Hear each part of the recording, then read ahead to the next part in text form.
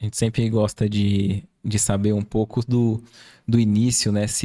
Como foi o início da doutrina, se já nasceu em família espírita, como que foi suas primeiras experiências com o espiritismo.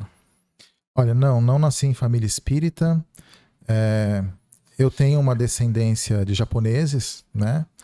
Então, eu sempre convivi com algumas práticas é, religiosas orientais, mas um lado da família que não tem essa descendência japonesa, né? É, me levou algumas vezes quando criança em algumas casas espíritas, né? Mas até então, assim, eu não frequentava nenhum lugar, mas eu presenciei alguns fenômenos mediúnicos ainda na faixa dos 13 anos de idade. E eu quis entender aquilo que acontecia, por que acontecia, como acontecia, né?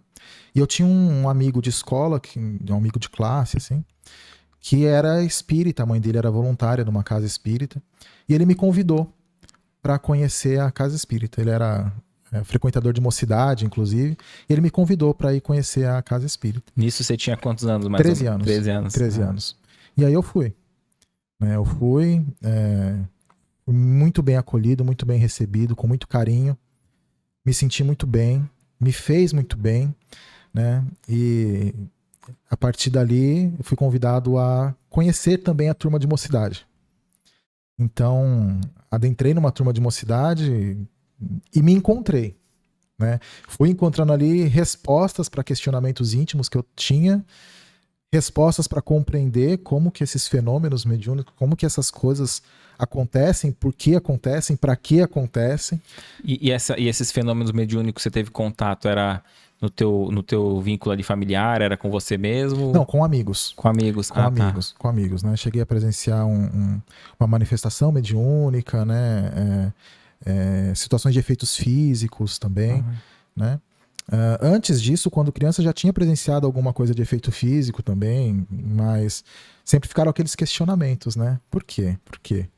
E isso, então, quando eu vi que a doutrina espírita tinha para me oferecer respostas para isso, eu fiquei encantado. Né? Eu entrei na turma de mocidade e da casa espírita eu nunca mais saí, Legal. né? Desde então. E nessas atividades da mocidade, já era palestra, igual a gente vê hoje em dia, assim, palestra ao público junto com os adultos, o primeiro contato? E É, como que foi as outras atividades da mocidade? ó, a gente frequentava as tarefas da assistência espiritual, onde tinham as palestras evangélicas, né? É, aplicação dos passes, então a gente frequentava ali. E em separado, um outro dia da semana, a gente tinha as aulas das turmas de mocidade. Então a gente tinha um dirigente da turma de mocidade, cada semana tinha um programa de aulas que ele seguia, né? E a cada semana era um tema diferente que era abordado com a gente. E aí era uma coisa legal que assim, pô, eu gostei. Aí eu falava com um amigo, meu, vamos lá.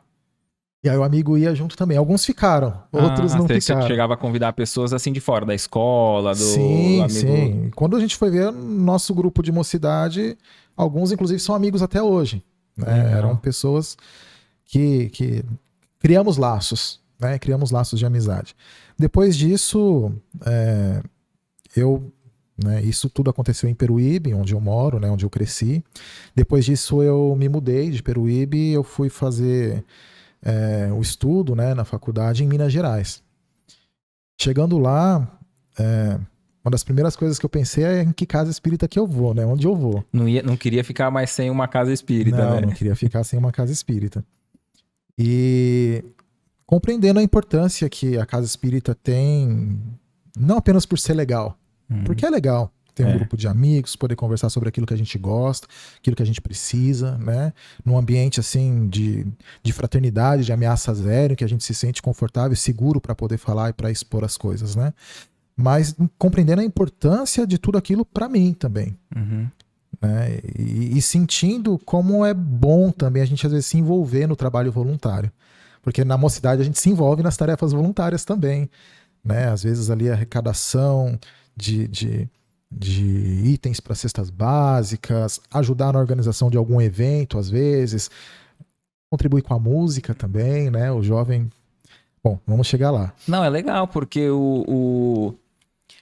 o jovem ali que tá na casa espírita, ele se sente feliz em ser útil, né? Sim, Então, precisa desse envolvimento, dessa integração, né? Às vezes eu coloco assim, o jovem espírita é o futuro do movimento amanhã. Não, o jovem espírita já é movimento espírita hoje, né? Não é só amanhã. Hoje ele já é movimento espírita. Hoje ele já participa, ele já realiza, ele já compartilha, ele já divulga, né? Então é movimento espírita hoje.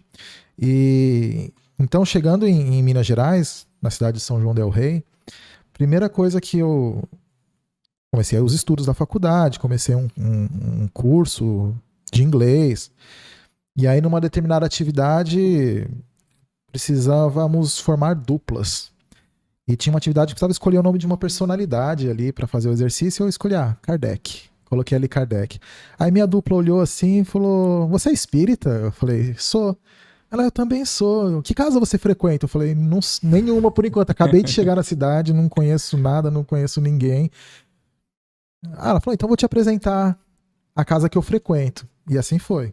Né? Foi a casa que eu frequentei durante alguns anos, enquanto eu estive lá. Uma casa que eu tenho muito a agradecer, porque muito me ensinou. Conheci pessoas que somaram, agregaram muito na minha vida.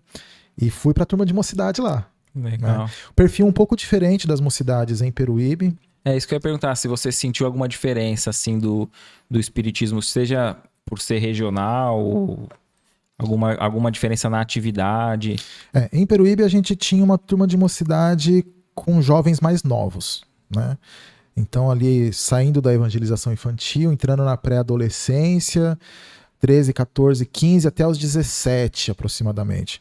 A gente tem muito essa questão da necessidade da oferta de oportunidades em Peruíbe, na região como um todo, né? Vamos dizer assim. Oportunidade até de trabalho, você diz. De trabalho e de estudo também, né? Por exemplo, quando eu, jovem em Peruíbe, na cidade não tinha um cursinho pré-universitário.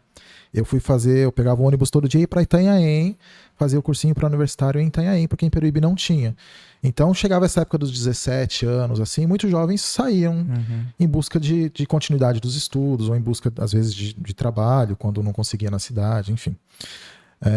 Em São João del Rei, por ser uma cidade universitária, né, lá a gente tem Universidade Federal, tem universidades particulares, é uma cidade pequena, mas com uma grande concentração de estudantes jovens. De estudantes jovens, isso.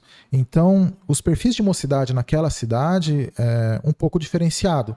Tinha muitos jovens de idade universitárias. Entendi. Não apenas, mas muitos. Inclusive, muitos jovens que vinham de mocidades das suas cidades chegavam lá. Que acontecia igual aconteceu com você, né? Exatamente. E a casa ficava numa localização geográfica assim, que era uma avenida. Então, para quem chegava na cidade e não conhecia muito a cidade, talvez ali fosse a primeira casa que acabava conhecendo, pela localização dela. Né? Então, ali tinha muitos jovens universitários. E eu me encontrei ali também. Não eram todos, tinha alguns que eram da cidade, não eram universitários, enfim. Mas era um movimento que possibilitou muito aprendizado para mim e uma coisa muito legal, porque a dirigente da casa tinha um olhar muito legal para os jovens, para a mocidade. Então ela procurava integrar, né, a mocidade nas tarefas. Como, por exemplo, ia ter uma noite lá, um evento beneficente.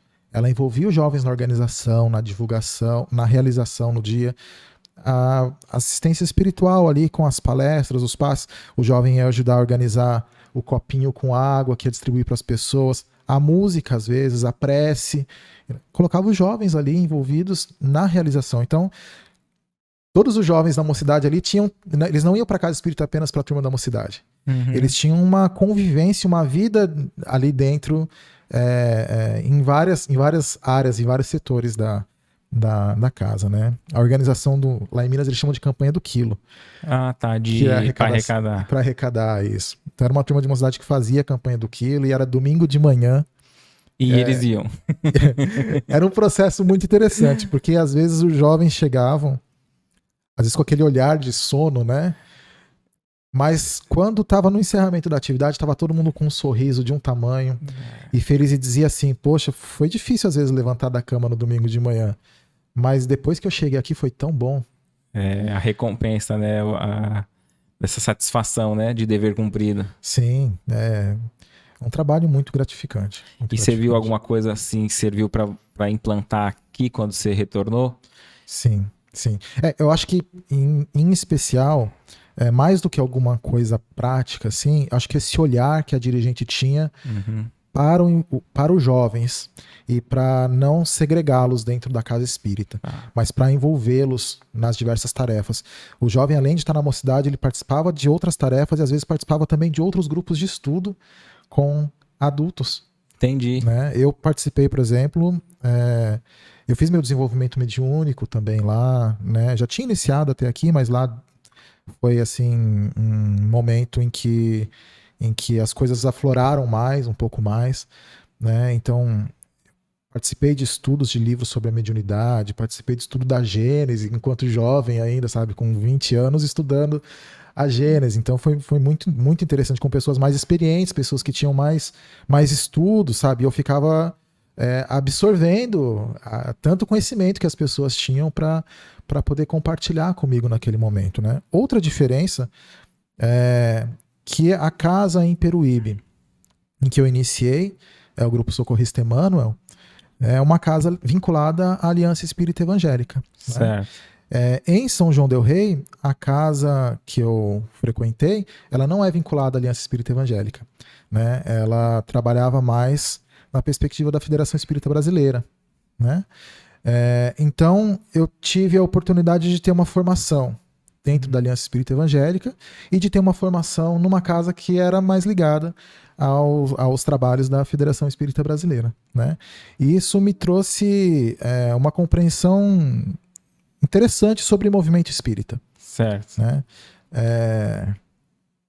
Mas eu sentia que minha tarefa estava aqui. Eu sentia que minha tarefa estava aqui na região, na Baixada Santista, em Peruíbe, e em especial nessa casa onde eu havia iniciado. Algo dentro de mim me chamava para retornar. Então, concluídos os meus estudos lá, após um tempo... Você não pensou em permanecer lá? Eu cheguei a pensar, comecei a ficar por lá um pouco e tal, mas falei, não, algo dentro de mim me chama e eu vou voltar. E eu voltei. Legal. Chegando aqui, os dirigentes da casa me conheciam ainda da época, né? Eram dirigentes que deixaram de ser, voltaram, enfim, se revezaram entre si, mas aquele grupo que são voluntários da casa há muito tempo me conheciam e me pediram para começar a frequentar algumas reuniões representando a casa. E então tinha sido fundada a USE Intermunicipal de Peruíbe. Representando a casa no movimento regional. Isso, Tá. Isso, exatamente. Porque o Grupo Socorrista Emmanuel, ele é a casa atualmente espírita mais antiga em funcionamento em Peruíbe. Ele é de 78. Tá. E desde a sua fundação, ele é ligado à Aliança Espírita Evangélica, né? A fundadora, já desencarnada, Dona Lúcia, mas que continua trabalhando conosco no plano espiritual. Tem até uma história interessante, porque ela chegou a escrever uma carta para Edgar Armon, né? Que foi um dos fundadores da Aliança, da USE também, ele é fundador da USE também, né?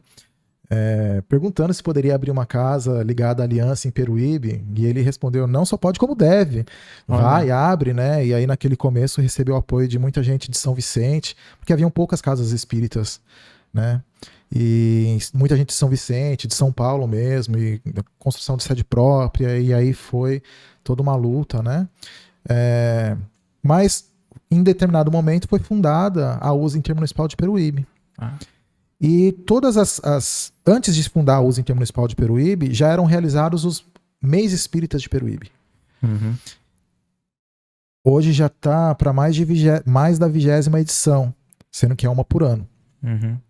Só que a USE Peruíbe não tem todo esse tempo. Então, antes de existir a USE Intermunicipal de Peruíbe, existia já o mês espírita, em várias edições. Feito pelos próprios pessoal ali das casas, mas sem uma organização...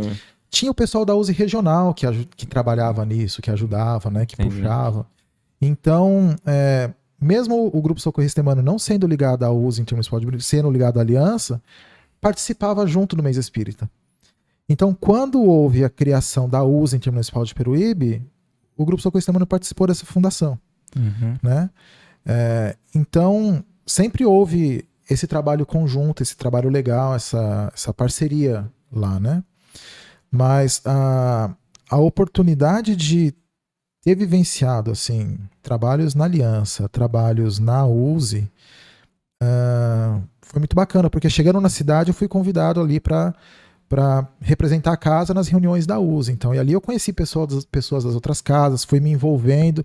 E eu falava, vamos abrir uma mocidade, vamos abrir uma mocidade. A USE. Para USE ou pro Emmanuel, vamos abrir uma mocidade. A gente tem que ofertar. Não tinha mocidade no, não tinha mocidade no Emmanuel? Não só no Emmanuel. Não na tinha cidade. nenhuma mocidade na cidade em funcionamento. Olha. E a gente falava, a gente precisa garantir a porta da casa aberta, a porta de uma casa espírita aberta para os jovens. Mas o teu grupo então tinha parado o que você iniciou? Sim, já fazia mais de 5 anos, eu tinha ido embora daqui, voltado, já estava cada um para uma cidade diferente. E não deu sequência, vamos supor, as crianças que saíram da evangelização. Naquele momento não tinha nenhuma mocidade na cidade, pelo menos que fosse de meu conhecimento, eu creio que não tinha mesmo, porque a gente conhecia os dirigentes das casas, das reuniões e tal. E aí a gente combinou, falou, não, vamos fazer um grupo de mocidade, e as casas espíritas que tiverem jovem para direcionar para a mocidade, a gente reúne nesse grupo. E assim foi combinado. Olá, você acabou de assistir um corte do nosso episódio completo. Para ter acesso a esse vídeo na íntegra e entender o contexto geral do tema, acesse nosso canal Recomeçar Podcast Espírita. Também tem um link aqui em algum local desse vídeo. Se inscreva e ative a notificação.